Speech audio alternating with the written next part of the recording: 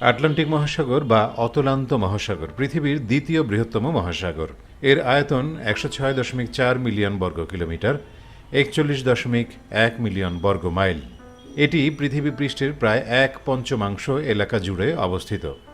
Atlantic মহাসাগরের পশ্চিমে উত্তর ও দক্ষিণ আমেরিকা মহাদেশ এবং পূর্বে ইউরোপ ও আফ্রিকা মহাদেশ অবস্থিত।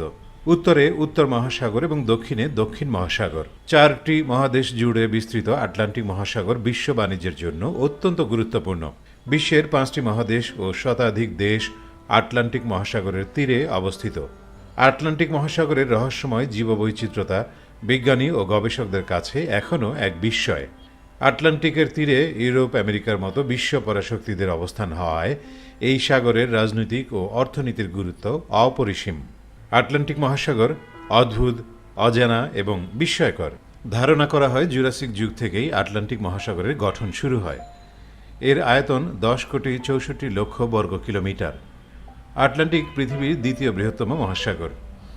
আটলান্টিক মহাসাগর পৃথিবী পৃষ্ঠের প্রায় ৫/১ জায়গা জুড়ে অবস্থিত।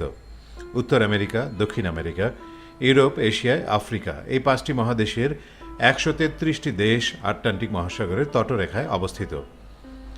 এই মহাসাগরে উপকূলীয় এলাকার আয়তন প্রায় ১,১১,৮৬৬ কিলোমিটার।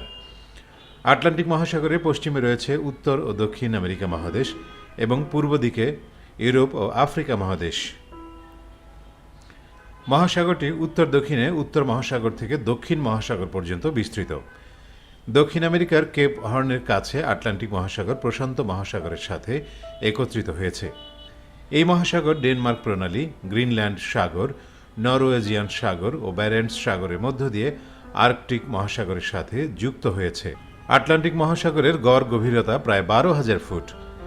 পোর্তো-রিকোর ট্রেনজি অবস্থিত আটলান্টিক মহাসাগরের গভীরতম এলাকার নাম মিলওয়াকি দ্বীপ।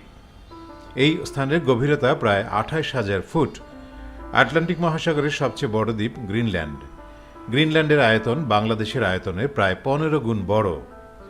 সরাসরি আটলান্টিক মহাসাগরের তীরে থাকা ১৩৩টি দেশের বাইরেও আরও বেশ কিছু দেশ এই মহাসাগর ব্যবহার করে যাতায়াত ও বাণিজ্য করে থাকে। তুরস্কের বসফরাস প্রণালী, স্পেন ও মরক্কোর মধ্যবর্তী জিব্রাল্টার প্রণালী এবং কানাডার সেন্ট লরেন্স সমুদ্রপথ। আটলান্টিক মহাসাগরই প্রথম কোনো মহাসাগর যা জাহাজের সাহায্যে অতিক্রম করা হয়েছিল। তার আগে আর কোনো মহাসাগর অতিক্রম করা সম্ভব হয়নি। পরবর্তীতে বিমান আবিষ্কার হবার পর বিমানের সাহায্যে পাড়ি দেওয়া হয় প্রথম কোনো মহাসাগরও আটলান্টিক। ১৯১৯ সালের জন আল কক ও আর্থার ব্রাউন নামের দুই বৈমানিক আটলান্টিকের উপর দিয়ে উড়ে কানাডা থেকে আয়ারল্যান্ডে যাবার মাধ্যমে প্রথমবারের মতো বিমানযোগে কোনো মহাসাগর পাড়ি দেন। আটলান্টিক মহাসাগরে বেশ কিছু সাগর ও উপসাগর রয়েছে। এর মধ্যে বাল্টিক সাগর, কৃষ্ণ সাগর, উত্তর সাগর, নরওয়েজিয়ান সাগর, ভূমধ্য সাগর, ক্যারিবীয় সাগর এবং মেক্সিকো উপসাগর অন্যতম।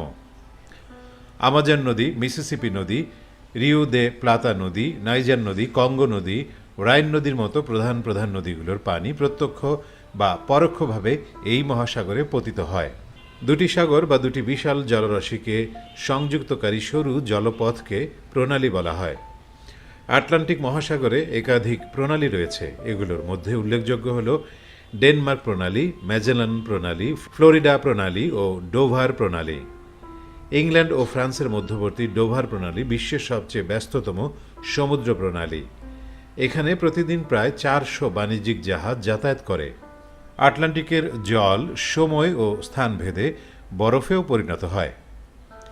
অক্টোবর থেকে জুন মাস পর্যন্ত আটলান্টিক মহাসাগরের ল্যাব্রাডর সাগর, বাল্টিক সাগর ও ডেনমার্ক প্রণালী বরফে ঢাকা থাকে। আটলান্টিক মহাসাগর প্রাকৃতিক সম্পদের প্রাচুর্যতার জন্য বিখ্যাত।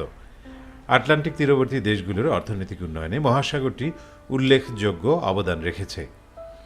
উত্তর সাগর, ক্যারিবিয়ান সাগর ও মেক্সিকো উপসাগরের প্রাকৃতিক গ্যাস, অপরিশোধিত তেল এবং মূল্যবান পাথরের প্রাচুর্যতা রয়েছে।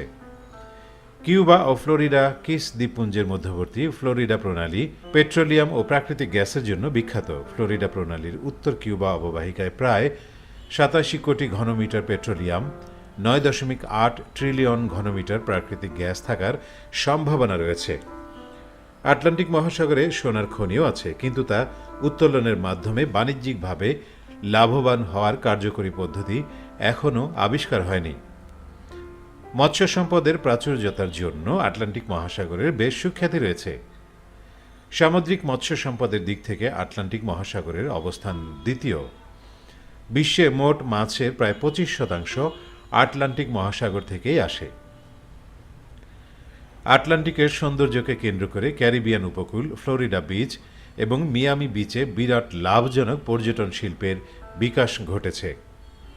অন্যান্য মহাসাগরের পানি নীল দেখালেও আটলান্টিকের পানি দেখতে অনেকটাই সবুজ রঙের।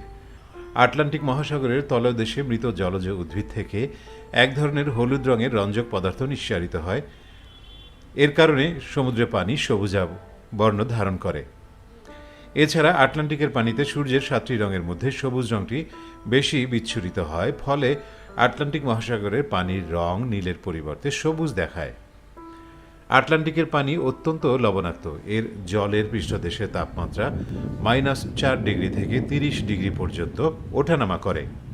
আটলান্টিক মহাসাগর শক্তিশালী ঘূর্ণিঝড় সৃষ্টির অন্যতম উৎস হিসেবে পরিচিত। গ্রীষ্ম ও শরৎকালে উত্তর আটলান্টিকের পশ্চিম অংশে ঘূর্ণিঝড় হ্যারিকেনের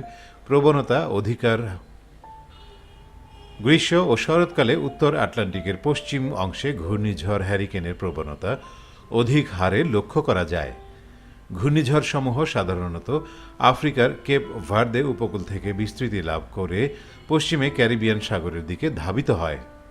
উত্তর আটলান্টিক মহাসাগরের সবচেয়ে বেশি ঘূর্ণিঝড় দেখা যায় সেপ্টেম্বর মাসে। বিশ্ব বাণিজ্যের ক্ষেত্রে আটলান্টিক মহাসাগর অত্যন্ত গুরুত্বপূর্ণ ভূমিকা পালন করে। সমুদ্রপথে ইউরোপের সাথে আমেরিকার পণ্য পরিবহনের ক্ষেত্রে আটলান্টিকের বিকল্প নেই। একইভাবে এশিয়া এবং আফ্রিকার সাথে আমেরিকার বাণিজ্যের ক্ষেত্রে আটলান্টিক মহাসাগর অত্যন্ত গুরুত্বপূর্ণ। আন্তঃমহাদেশীয় সমুদ্র বাণিজ্য চালু হবার পর থেকেই পণ্য পরিবহনের ক্ষেত্রে আটলান্টিক মহাসাগর ব্যবহার প্রতিনিয়তই বৃদ্ধি পাচ্ছে। আর তাই আটলান্টিক মহাসাগরকে কেন্দ্র করে গড়ে উঠেছে বহু বন্দর ও পোতাশ্রয়। এগুলোর মধ্যে উল্লেখযোগ্য হল মিশরের আলেকজান্দ্রিয়া, স্পেনের বার্সেলোনা, ডেনমার্কের কোপেনহেগেন, জার্মানির হামবুর্গ, গ্রেট ব্রিটেনের লন্ডন, ফ্রান্সের লে হারভে, পর্তুগালের লিসবন, নরওয়ের অসলো, নেদারল্যান্ডের রটারডাম, রাশিয়ার সেন্ট পিটার্সবার্গ, কানাডার মন্ট্রিল, মার্কিন যুক্তরাষ্ট্রের নিউ ইয়র্ক ও নিউ অরলিন্স, ব্রাজিলের রিও ডি জেনেরিও, আর্জেন্টিনার বুয়েন্স আয়ার্স ইত্যাদি। এখানেই শেষ নয়, এছাড়া আরও ছোট বড় বহু বন্দর আটলান্টিক মহাসাগরের তীরে গড়ে উঠেছে। অধিক পরিমাণে জাহাজ চলাচলের কারণে আটলান্টিকের জলে মিশছে বিভিন্ন ক্ষতিকর রাসায়নিক দ্রব্য, যা মহাসাগরের পরিবেশ ও জীববৈচিত্র্যের জন্য প্রত্যক্ষ হুমকি হয়ে দাঁড়িয়েছে। আটলান্টিক মহাসাগরের বাণিজ্যিক গুরুত্বের পাশাপাশি রয়েছে এ অঞ্চলের নিরাপত্তা ঝুঁকি। সাম্প্রতিক সময়ে জলদস্যুতা আটলান্টিকের সমুদ্রপথকে বিপজ্জনক করে তুলেছে। 2014 সালে গিনি উপসাগরে প্রায় 41টি বাণিজ্যিক জাহাজ জলদস্যু কর্তৃক আক্রমণের শিকার হয়েছে। 2000 সাল থেকে আন্তর্জাতিক রুটে চলাচলকারী জাহাজগুলোর জন্য রীতিমতো হুমকি হয়ে ওঠে সোমালিয়ার জলদস্যুরা। সোমালিয়ান জলদস্যুদের প্রধান বিচরণ ক্ষেত্র ভারত মহাসাগর এবং আরব মহাসাগর হলেও আটলান্টিক মহাসাগরগামী জাহাজগুলো তাদের শিকারে পরিণত হয়। আটলান্টিক মহাসাগরের গভীরে কি আছে সেটা জানার চেষ্টা করছেন বিজ্ঞানীদের একটি দল। মহাসাগরের তলদেশের রহস্য ভেদ করার এই অভিযানে নেতৃত্ব দিচ্ছে ব্রিটিশ বিজ্ঞানীরা। এই প্রকল্পটির নাম অ্যাটলাস। ইউরোপ ও উত্তর আমেরিকার 24টি গবেষণা প্রতিষ্ঠান এই অভিযানে অংশ নিচ্ছে। অভিযান চলবে 4 বছর ধরে। বিজ্ঞানীরা বলছেন তাদের এই গবেষণাটির উদ্দেশ্য হচ্ছে আটলান্টিক মহাসাগরের গভীরের অজানা পরিবেশ সম্পর্কে ধারণা পাওয়া এবং এই মহাসাগরের স্রোতধারায় যে পরিবর্তন ঘটছে, জলবায়ুর উপর তার কী ধরনের প্রভাব পড়ছে সেটা সম্পর্কে জানা। এ বিষয়ে এত বড় ধরনের গবেষণা এর আগে কখনোই হয়নি। এ সময় মহাসাগরের তলদেশ থেকে সংগ্রহ করা হবে বহু নমুনা। বহু কিলোমিটার নিচে পানিতে যেসব প্রাণী বসবাস করে সেগুলোকে ধারণ করা হবে ভিডিওতে। সমুদ্রের 3 থেকে 4,000 মিটার গভীরে এই গবেষণা অভিযান চালানো হবে। আটলান্টিক মহাসাগরের তলদেশের কোথাও কোথাও পরিবেশ ও প্রতিবেশ খুবই বৈচিত্র্যময়, খুবই সমৃদ্ধ সেখানকার ইকোসিস্টেম।